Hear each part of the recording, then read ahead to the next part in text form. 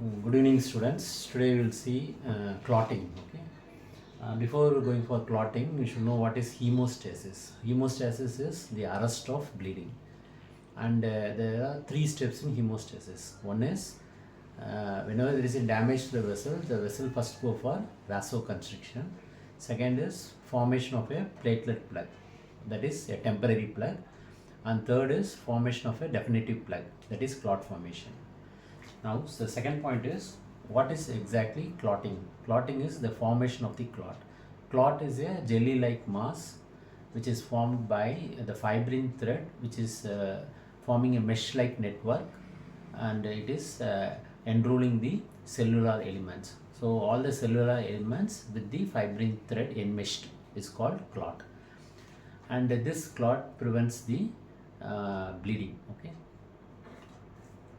Third point is how this fibrin thread is formed. The fibrin thread formation is a very crucial part, and it involves the clotting factors.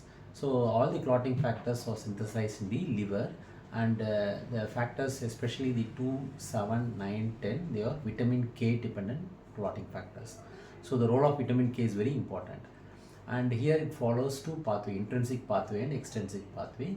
Intrinsic pathways, when the blood is exposed intrinsically or inside the blood vessel, when it is exposed to the damaged endothelium, there is activation of a series of clotting factors, namely factor 12, 11, 9, 10, and finally activation of factor 2 and activation of fibrinogen to fibrin.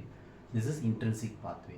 The extrinsic pathway is the factor triggering is from outside the blood vessel, that is tissue damage, which causes the release of tissue thromboplastin that activate factor 7, and this activated 7 will in turn activate the factor 10, and the 10 will activate the factor 2, that is prothrombin to thrombin, and this thrombin will activate fibrinogen to fibrin. So to enlist, there are 13 clotting factors: fibrinogen factor 1, prothrombin factor 2, tissue thromboplastin factor 3, calcium factor 4, factor 5 is labile factor, and factor 7 is stable factor, 8 is anti-hemophilic factor A, 9 is anti-hemophilic factor B, 10 is Stewart-Power factor, 11 is anti-hemophilic factor C, and 12 is Hageman factor. And after the formation of fibrin, it is stabilized by the fibrin stabilizing factor, that is factor 13.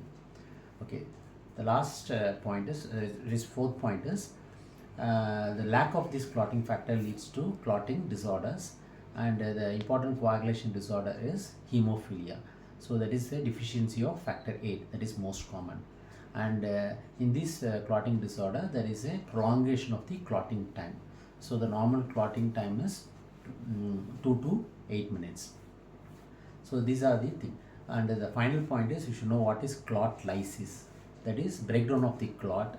So after the repair of the damaged vessel wall, the clot is lysed, and this was done by the fibrinolytic system. So where it comprises of a protein plasminogen, that plasminogen is activated into plasmin, and this plasmin is a fibrinolytic. It lyses the clot. So these are the 5 points in the clotting mechanism. Thank you.